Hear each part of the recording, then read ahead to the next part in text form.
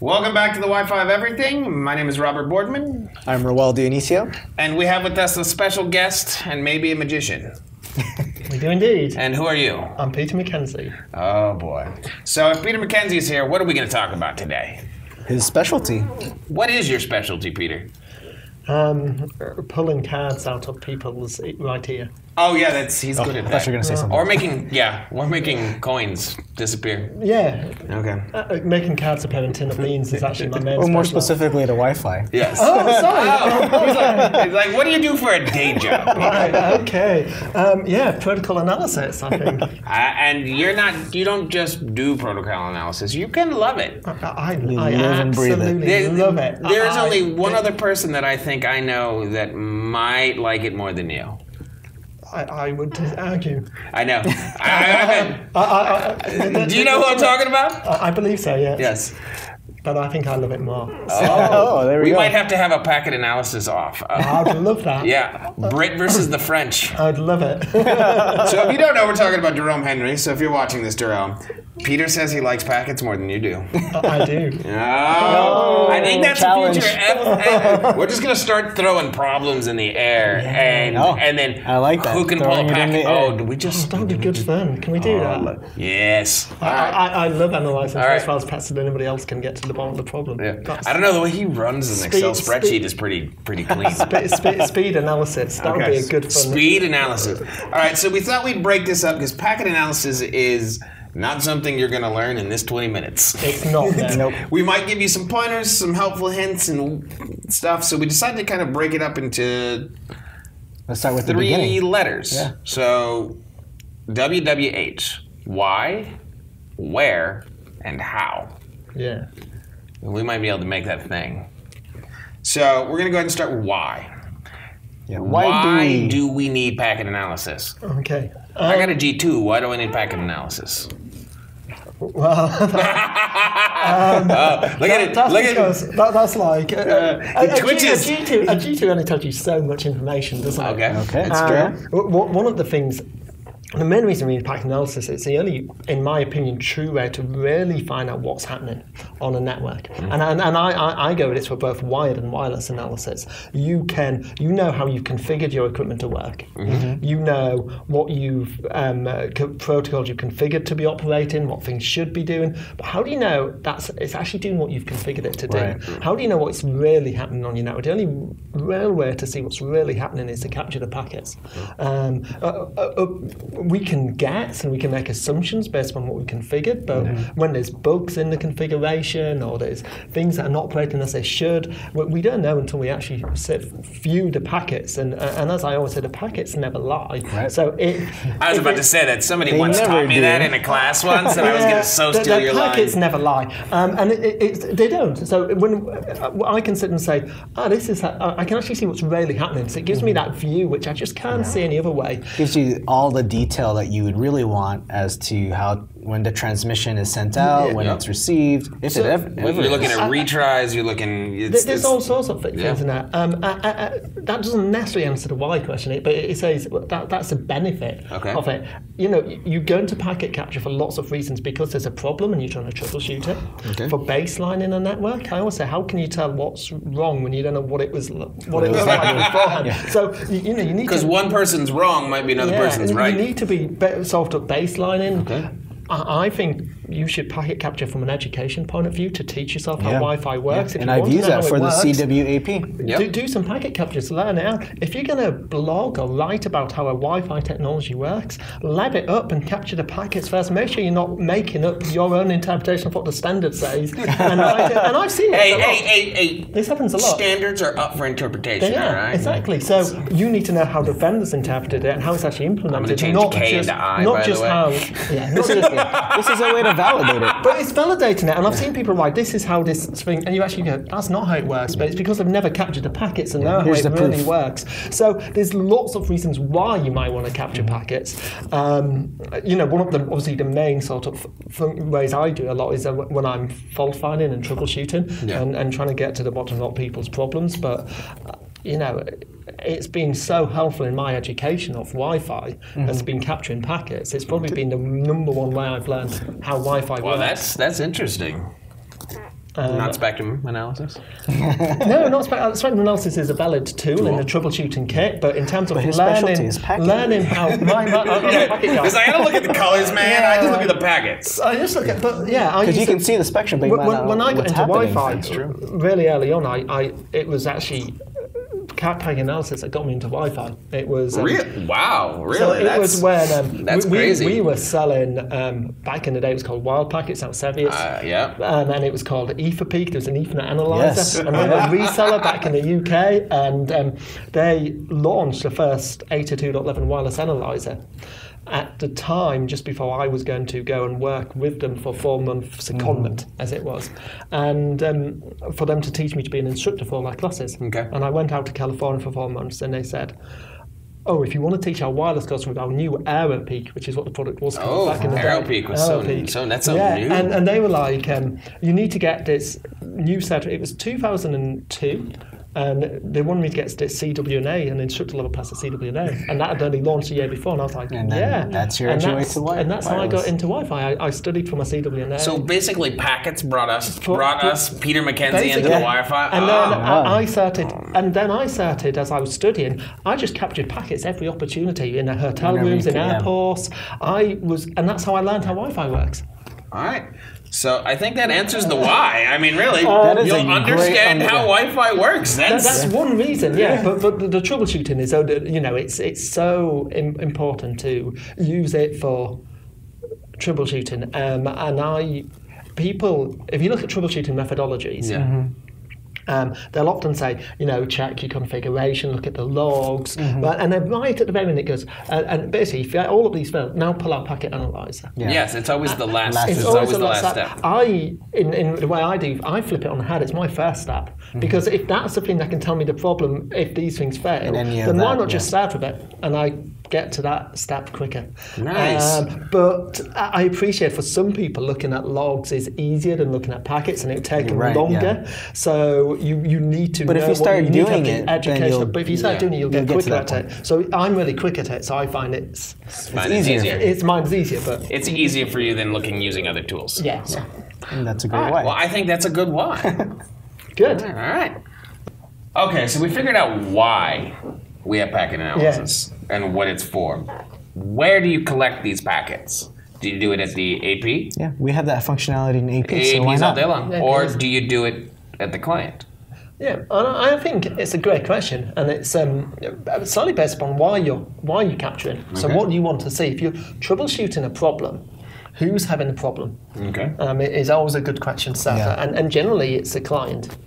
But clients report problems. You don't normally get APs, login help desk calls, but Hey, that's what I want in this AI-driven world. I was going to say, with an AI-driven world, maybe we'll start getting APs. With some Skynet going on. But generally, clients are the people who have problems. So I'm a big fan of going to the client, and there's a few reasons for that. It's looking at the network from their point of view. Also, I can talk to the clients and get their feedback, which is important in a troubleshooting process. I can actually see what's happening and correlate with when they have an issue with a timestamp in the packet capture. So, but also, if I'm at an AP, I'm not necessarily going to see everything. So you can only see what you can see. I can only see what I can see, not necessarily what the AP sees. So if I'm looking at it, let's say I'm looking at it with my Wi-Fi dongle, it's not got the same receiver sensitivity as the AP, not got the same antennas. So I might not see the client's traffic, but that doesn't mean the AP doesn't see it. Whereas if I look at the client's point of view, and if I'm seeing it sending traffic to the AP, if I see an ACK coming back, I know the AP received it. And if I don't see if I see the client just retransmitting all the time, then I know the AP's not receiving the packet. So I actually have a better view, believe it or not, from a client's point of view than I would just from the AP's point of view. It gives me a better picture of everything that's happening because I'm seeing that full round trip and time, and I can gaze and understand actually how the client's seeing the thing. So I'm generally a client. So what I'm getting here is get as close to the problem as you can. Close to the problem as you can. That doesn't mean from a point. Now that would be like using a portable analyzer. Yeah. There's definitely use cases for using an AP as your packet capture device, which is a fairly good thing. So when you can visit a site, so you want to do remote analysis, great I do it all the time. I use APs and sensors WIP sensors as packet capture tools for me because I'm not there. They can capture the packets. He's capturing packets from across. From across the world. That's still his first job. It's like, all right, I'm going to call. Okay, let me get a packet. First thing I do is, so backing up again all the time. It goes back to that why again. But the other, it does go back to the why. But the other reason, as we move forward to things like multi-user MIMO and AX, where it's going to be more difficult to capture packets from a USB remote sniffer, you're going to start to rely upon capturing packets from an AP because it's the only device that can see. Yep. But then it becomes a point of, and this is a big thing, we need APs that can be APs and capture packets at the same time. Some vendors do it. They'll add a third radio. Either third radio, not even with a third radio, some vendors just do it natively. So they can capture from the radio that's been the AP. Wow. So they capture their own traffic while they're operating as an AP. So extreme APs, that the Wing 5 that came from Motorway, there you can capture the packets it's transmitting and receiving while it's still serving clients. So therefore you can see exactly, if it sends a multi-user packet, you can actually see what it transmits. Oh wow, that's interesting. Whereas obviously Cisco and Aruba, you have to put it into sniffer mode, it stops being an AP. Yeah. But there's other vendors, and Mojo allow you to do that as well, capture the APs while it's capturing. And then there's always WIPs overlays if you needed to. So I mean, and there's WIPs overlay. So there's a need for AP capture, but for troubleshooting, I still prefer to be at the client if I can. Awesome. So that's awesome. That's great. Yeah, that's how that works. Yeah. So all right, we'll be back. So we've talked about why. Yeah. We've kind of talked about where. How does one get started in packet capture? Packet capture is not an easy thing to do by any means, and if you just you gotta do it right. You just start grabbing, free software out there like Wireshark, and you just grab a capture of your wired network. You're gonna get backed up, and you'll be like, huh? There's specific frames you want to see. Yeah. So you need some sort of analyzer, some sort of protocol analyzer, whether that's Wireshark, whether that's OmniPeak, which is what I use, or it's one of the other ones. You can even go to Mojo Packets. Yeah. I think Mojo Packets is... Mojo Packets, it's not really a capture tool, it's more... Oh, no, you're right. It's a visualization tool. Sorry, excuse me. Yeah, but there's plenty of tools out there. So there's having a tool, but there's then knowing how to use that tool, but there's also knowing the protocol as well. Are all really important things. You've got to know your protocol, you've got to learn your protocol. Wait, you mean you have to actually know what's coming into your You've got to be able to... I always say that the packets never lie, but often our interpretation of the packets... so all those PCF networks that you found so all these, people look at packets and come up with the most ridiculous reason for why the problems occur, and I often have to go, that's not actually what the saying, really. Just because that bit rate's like that, it's like, that doesn't exist. That's actually normal, for example, and that's you've got to understand how to use them, and you've got to understand about what do you want to see. It's really important, and are you how many NIC cards are you going to use? What are you going to capture on? Am I going to be a Windows guy? We've all seen that the OmniPeak display with one adapter for every channel. And this has become challenging because when I started doing packet capture, you could only have one NIC card, so you either fixed on one channel, or you scanned. And then you're missing stuff. Scanning, you're going to miss. You're going to dwell on all the channels. That's okay until the client. But you're still going to miss something. And then it roams, and you miss. You're no longer capturing it. So when they introduced multi-adapter support, that was a really key thing. The way I used to do roaming analysis before that was quite tedious. It'd be interesting to watch with one NIC. So you have one NIC, and then they used to do these remote packet capture devices, which you could. So you used to have one of those co-loaded with an Ethernet port into my laptop. It was like a little probe, and that was on one channel. The NIC card was on another channel, and then I could see the client room. That was the old days. Now you just put a couple NICs on there. Now a couple NICs, 3 NICs, and then you could aggregate those. And obviously for application. 2.4, that's quite good because I can have 3 NICs. I can do 1, 6, and 11, and I can see all the packets. 5 gig, it becomes more challenging. Right. That's where you get your crazy apparatuses of NIC cards. And I say that you can't. The thing is, you've got to power all those NIC cards. You've then got to perform a lot of packets being dropped on USB bus when it's aggregating them together. So although you can theoretically do 15, you lose a lot of packets. So I believe I've been at the client.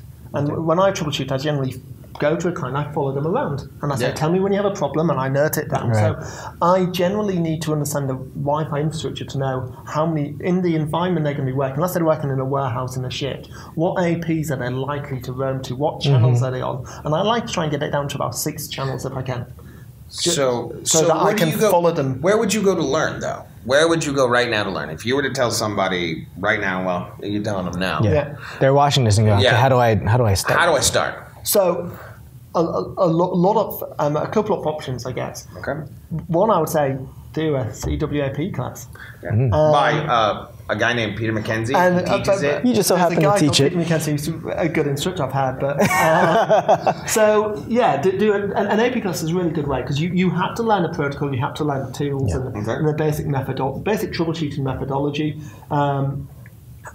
You know, there's other courses out there. Some of the vendors have their own training courses, which you can do, which is good. There's Wireshark Academy courses, there's Saviet's Academy courses, all really good courses. But get a tool and just don't be scared of trying it out and having a look. And maybe you've seen things, and if you don't understand what you're doing, maybe you can share it on Twitter. Even if you have a Mac, you could use AirTool. That's one of my.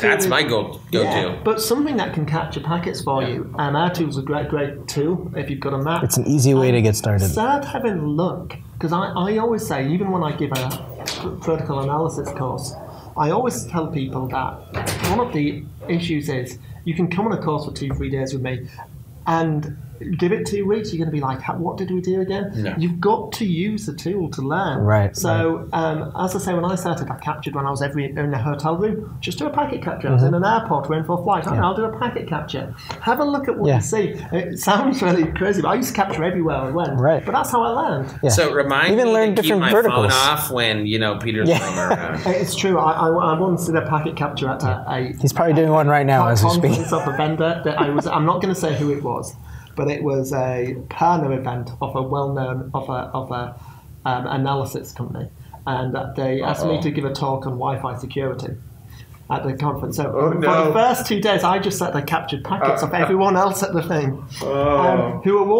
were in the hotel we were in, just had an unsecure access point. And everybody connected to it because they still want to get their emails. Yeah, they so still I do a packet capture, and then I start my talk, and I go, no, and as some of you might know, I've been sat there, well, you lot have been discussing just capturing packets. And I said, and obviously, the wireless is unsecure, and nobody would connect to it, would they? And the faces started going. And then I showed a screenshot because I logged onto the default gateway, admin, and showed a list of all their PCs and who was connected, and you just saw their faces slowly. Slowly. That's the guy that's like, I have a VPN. What's up now?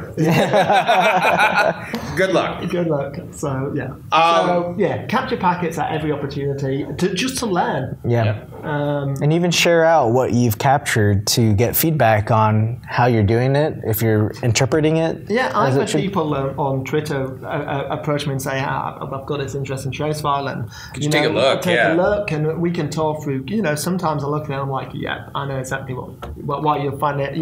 Sometimes it's a little bit more involved, but what helped me a lot was what I actually did was took an AP and put it on a completely separate channel, and then joined a client completely separate, and then took a capture so I didn't have to get everything. Yeah. You get in and just grab I'm going to google.com and go, here's the HTTP get. Here is you see the entire stream of that one transaction. And that can be for training. I really like that. And think about maybe filtering as well. You can do a filter on your capture, just a filter on a particular MAC address of the client. Yeah.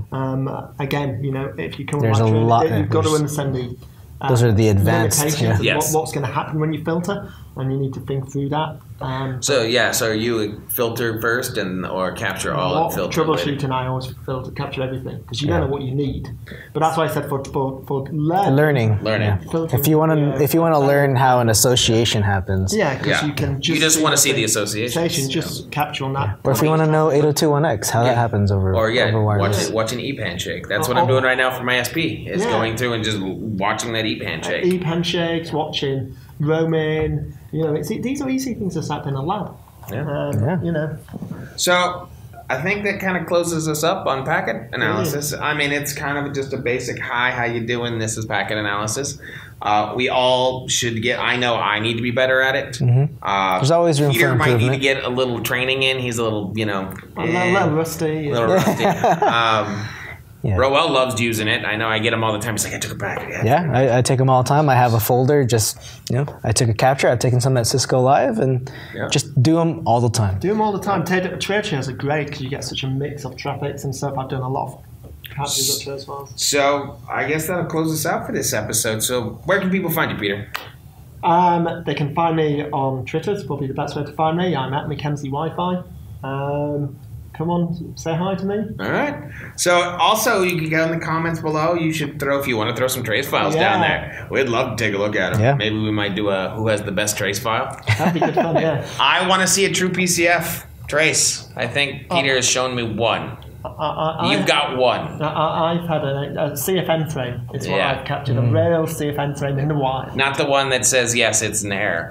No, it wasn't. It was a real live CFN frame. All right. So until next time, guys. Thank you. Cheers. Thank you guys for watching this episode. We hope you found it very insightful, very educational. And if you have any comments or feedback on this video, leave a comment down below. Let us know what you guys think. Also, don't forget to hit the subscribe button so you can get access to new episodes, know when they come out. And also, we got some other videos right here for you to check out if you haven't seen them already. Well, we'll see you guys soon.